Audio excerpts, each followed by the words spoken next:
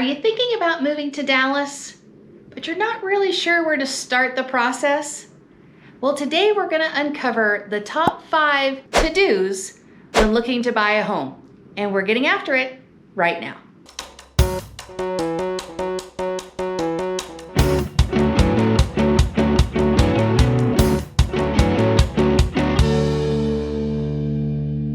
Hey friends, it's Missy with the Live in Dallas, Texas team. Would you like to know what it's like to live, eat, sleep, and play Dallas, Texas? Well, we have the information for you. Honestly, we get calls, texts, and emails from people like yourself that are relocating to Dallas every day, and we love it. We are here to help and make that transition as smooth and easy as possible. But what we need you to do is subscribe to the channel and ring the bell so that you're notified every time there's a new video added to the channel.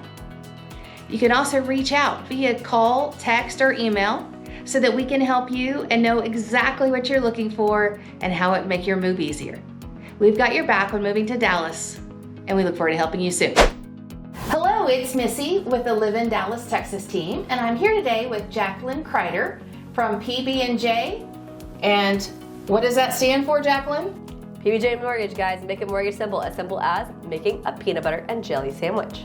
How wonderful is that? And Jacqueline just told me that she's been doing this for 20 years. Yeah. She's been around and has seen a thing or two.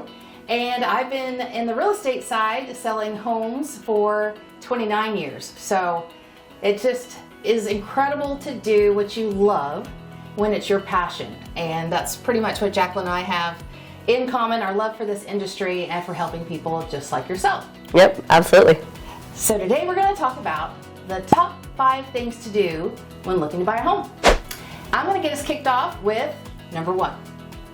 So number 1 is on the home buying side, and that is to make a list of your needs and your wants. It is very easy to get off track if you don't start with that needs list. If you don't start with you need 3 bedrooms and how many bathrooms and you want it to be 1-story or 2-story and the age, it is so easy to find something that in the end doesn't meet what you actually started your desire to purchase a house for. So making that list is in at number 1. So your number 2 is going to be kind of similar to Missy's, except for on the finance side, right? Which is budget. So how much do you want to spend? Or maybe not necessarily how much you want to spend, but what's your monthly payment want to look like, right? Do you have kind of that idea in your head? If you don't have an idea before you go and speak to any kind of professionals like Missy or myself, you don't really have a good understanding of exactly what that looks like. So you need to make sure that you have a good understanding of like what either your ideal house price is or what your ideal monthly payment is, ideally even maybe both. Although we'll of course tell you if those two sync up. But that's definitely number 2. So number 2 is make sure that you know what your budget looks like. So the number 3 is you actually want to do that pre-qualification, pre-approval process. So you actually want to go and talk to a mortgage person and you want to get that letter. Why does the letter matter so much? Well, you want to make sure that you actually know you can afford what number you just came up with. So you came up with a number, house price, monthly payment, etc.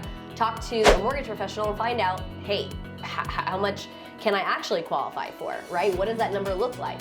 Because without that number, you're not going to be able to talk to somebody like Missy and, have her effectively show you houses. So that's number 3. Okay, your number 4 to do when thinking about buying a home is going to be shopping within your pre-approval amount. So after you've gotten the budget, you have your wishes and your wants list, you've spoken to a lender such as Jacqueline with all the experience that she brings to the table, and she's given you that ceiling or that maximum that you should purchase. It is so important to look at that number in a home and lower. I can't tell you how many times that buyers, such as yourself, want to look at homes that exceed that amount. The only thing that we know to be true, though, is the seller is going to be taking or will be taking the list price. So at the list price and lower, then that's a good thing, right? But if we start shopping and we look above that and the seller won't come down, you might get your heart broke or get into a different price range of homes that we can't duplicate at the lower amount. We want this to be a positive buying experience for you, so shop within your budget, or lower of course, and that way you set the proper expectations when looking at homes.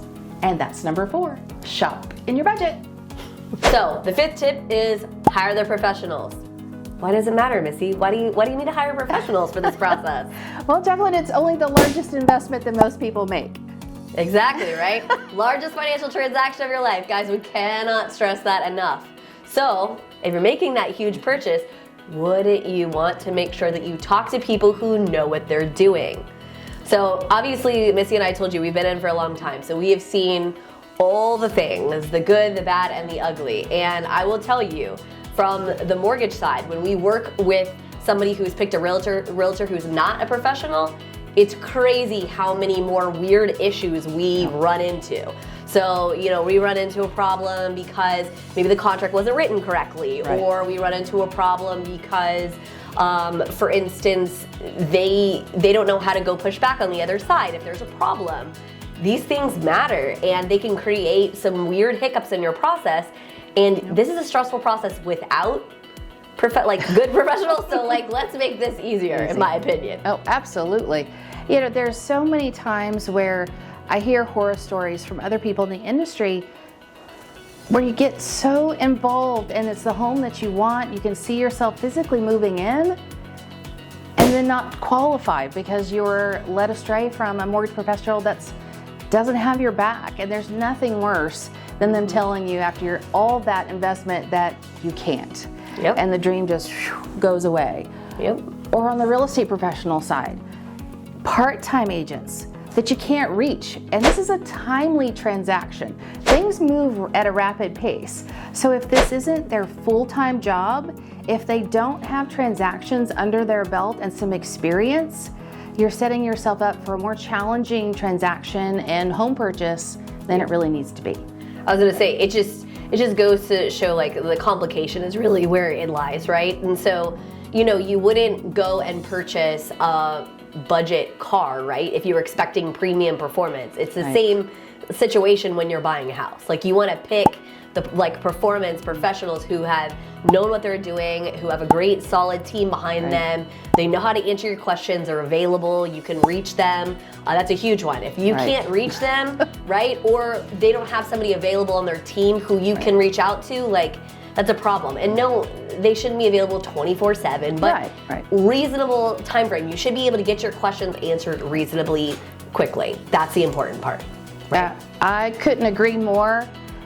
We are, both Jacqueline and myself, are very privileged to have amazing teams behind us. Yep.